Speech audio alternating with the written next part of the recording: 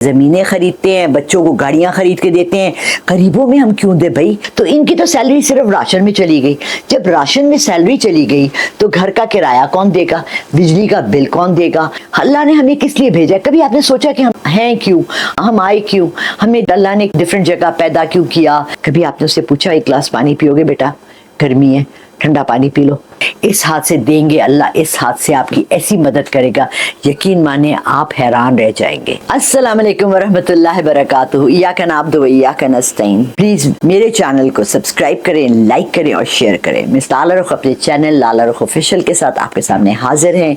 और ये बार बार रिक्वेस्ट इसलिए भी करती हूँ कि ताकि मैं जो आखिर में आपको एक वजीफा देती हूँ उससे आप सबको फायदा हो। बहुत बहुत ज्यादा कॉल्स जो आती हैं वो बेरोजगारी की और घर में माशी तंगी की आती हैं।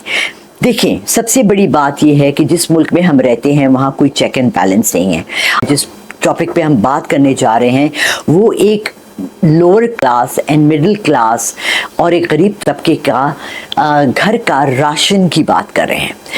बाहर दुनिया में क्या होता है, वो तमाम ममालिक सोशल वेलफेयर पे काम करते हैं। ये वो आइडिया है जो हमारे नबी पाक सल्लल्लाहु अलैहि वसल्लम ने अपनी ज़िंदगी में माले गनीमत बनाकर और तमाम लोगों को ये कहकर, और ये कुरान पाक में सूरह बकरा में भी है कि मैंने तुम्हें हदायत कर दी है, जो तुम्हारे पास मैंने तुम्हें जितना रिस्क दिया है तुम्हारी ज़रूरत से ज़्यादा है तो वो तुम गरीबों को दे दो। साफ कह दिया। आपने कितने लोग देखे जो अपने रिस्क से बड़े हुए को हम जमा करते हैं, सोना खरीदते हैं, ज़मीनें खरीदते हैं, बच्चों को गाड़ियां खरीद के देते हैं। गरीबों में हम क्यों दे भाई, गरीब हमारे क्या लगते हैं। चले छोड़े। फिर एक सोशल वेलफेयर का एक कॉन्सेप्ट पूरी दुनिया में है कि आपकी हर महीने आपकी सैलरी से पहले तो 50 रुपए, 100 रुपए, 200 रुपए, अब 1000 रुपए कटते हैं। और खुदा न ख्वास्ता आपको एक्सीडेंट हो जाए, आप बीमार हो जाए, आप काम करने के काबिल ना हो तो गवर्नमेंट आपको सपोर्ट करती है। ये निज़ाम भी इस्लाम लेकर आया था।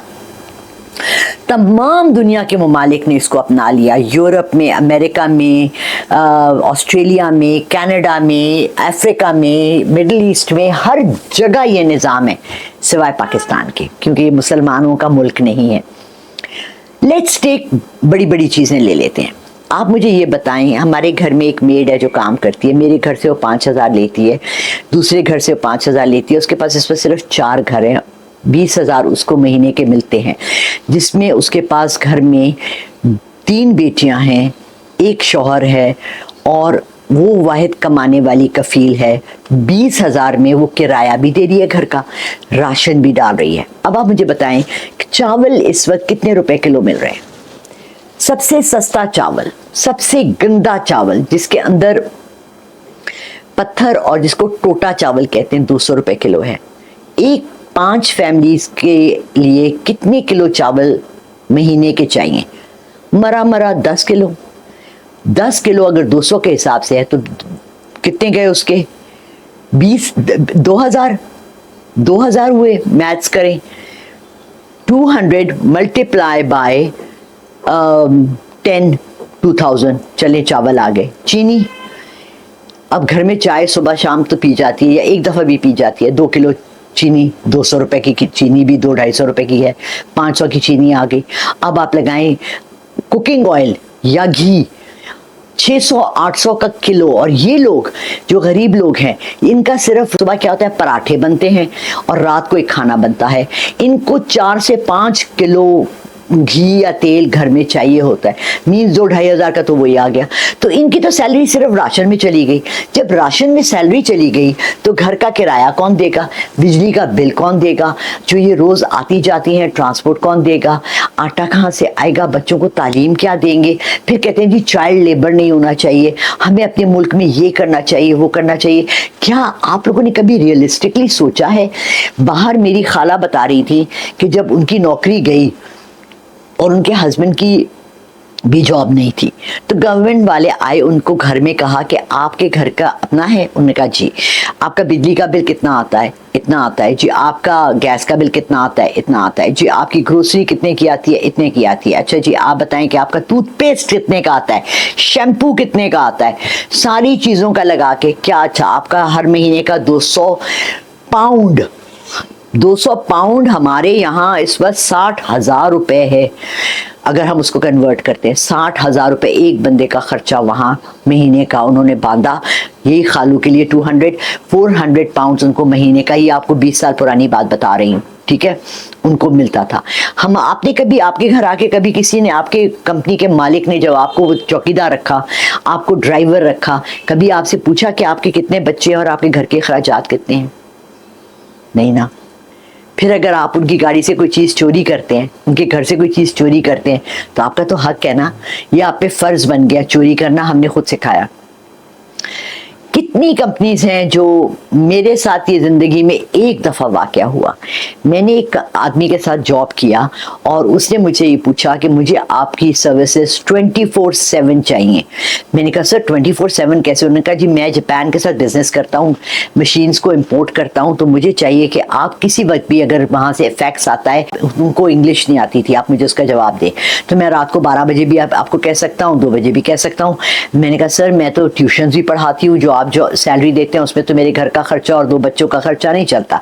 कहने लगे कितनी सैलरी दूँ? ये मैं आपको 1994 की बात बता रही हूँ, जब आम सैलरी 2,500-3 हज़ार थी। मैंने कहा सर आप मुझे 10,000 सैलरी दें तो मैं आपको 24/7 हाजिर हूँ। कहने लगे ठीक है, कल से आपकी 10,000 सैलरी होगी। अब अगर मैं रात को 12 बजे भी मेरा फैक्स आता है और मुझे जवाब चाहिए, तो वो ज़माना नहीं था जब व्हाट्सएप चलते थे या कुछ, तो वो गाड़ी में आते थे, मुझे लेके जाते थे, उनके लैपटॉप पे जो नेटवर्क के साथ कनेक्टेड था, मैं जाके वहाँ उस सारे को पढ़ के उसके ट्रांसलेशन करके उनको उस वक्त जवाब देती थी। सो हम में से कितने लोग हैं जो दर हकीकत अपने एम्प्लॉइज़ का, अपने घर में काम करने वाले का के साथ इंसाफ से पेश आते हैं? अल्लाह ने हमें किस लिए भेजा? कभी आपने सोचा कि हम हैं क्यों, हम आए क्यों? हमें अल्लाह ने डिफरेंट जगह पैदा क्यों किया, डिफरेंट हालात में? हमारे पास दौलत, किसी के पास बेतहाशा, किसी को गरीब, किसी को अमीर, किसी को काला, किसी को पीला, किसी को लंगड़ा, किसी को लूला। वाई? ताकि हमारी आजमाइश हो।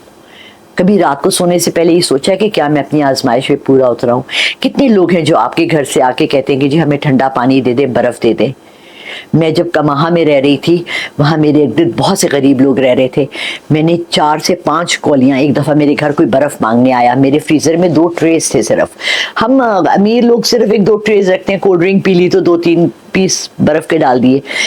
मेरी मेड ने उन्हें कहा कि जी ठंडा पानी, बर्फ़ नहीं है हमारे पास। मुझे बहुत अफसोस हुआ। मैं बाज़ार गई, स्टील के मैंने प्याले ख़रीदे और 4 प्याले मैंने अपने फ्रीज़र में रखे।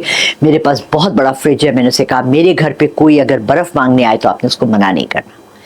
कितने हम लोगों में से ऐसे सोचते हैं? ये छोटी सी बात है। कितने हैं जो कर सकते हैं और नहीं करते? कभी आपने कहा, जो आपके घर के आप बाहर आता है डिलीवर करने के लिए, लड़का दराज से आता है या फूड पांडा से आता है, कभी आपने उससे पूछा 1 गिलास पानी पियोगे बेटा, गर्मी है, ठंडा पानी पी लो? आपके घर कोई आता है, अब मेहमान आते हैं, दोस्त आते हैं, आप ज़रूर पूछेंगे, कोल्ड ड्रिंक भी पिलाएंगे, मगर काम करने वालों को कौन पूछता है? मेरी मेड एक दिन आई, इसकी जो बाहर आई हुई है इसकी बेटी, मुझे कहती है बाजी 3 बजे थे, कहती है बाजी बहुत भूख लग रही है। मैंने कहा बेटा तेरे लिए खाना भी रखा हुआ है, रोटी भी मंगा के रखी हुई। कहती है बाजी अल्लाह तेरा भला करे, शुक्र करे।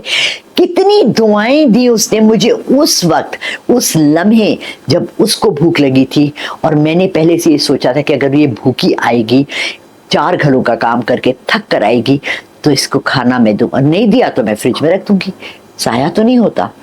आप लोग प्लीज अपने इखलाकियात में, अपने घरों में जो भी एक्सेस है, सावन का महीना है, दालों में फफूंदी लग जाती है, वो खराब होने से पहले किसी ना किसी के घर का सामान दे दिया करें, ताकि, बल्कि बहुत खूबसूरत बात मैंने उस दिन सुनी, उन्होंने कहा आप ऐसे करें ना, आप पहले से दे दें अल्लाह को। मैंने कहा पहले से कैसे दे दें? उन्होंने कहा आप ऐसे करेंगे ना, आप राशन खरीदने जाए ना, उतना ही राशन जो आपने अपने लिए खरीदा है आप खरीद के किसी को रास्ते में चलते हुए, रिक्शे वाले खड़े हैं, हमारे घर के बाहर तो लेबर इतना खड़ा है, किसी एक के हाथ में पकड़ा के घर आ जाए।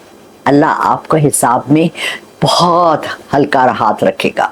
जब कोई हर चीज़ का हिसाब देना है, वो चीज़ें जो आपके फ्रिज में सड़ रही हैं और आप नहीं खा रहे, वो चीज़ें जो आपकी अलमारियों में सड़ रही हैं और आप नहीं खा रहे, उन तमाम चीज़ों का हिसाब रखेगा।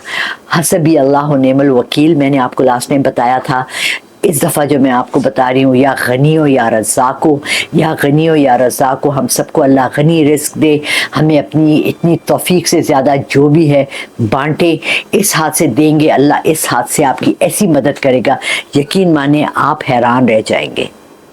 अपनों को सिर्फ ना दे, ऐसी जगह भी दे जो आपको नहीं पसंद, ऐसी जगह भी दे जो आपको समझ लगता है कि शायद इनको ज़रूरत नहीं है। बहुत सफ़ेद पोश भी हैं जो कभी मांगते नहीं है किसी से। जज़ाकल्लाह खैर जी। अपने ईमान को, अपनी तबीयतों को, अपने हालात को अच्छा रखिए, हमें दुआओं में शामिल रखिए। अल्लाह हाफ़िज़।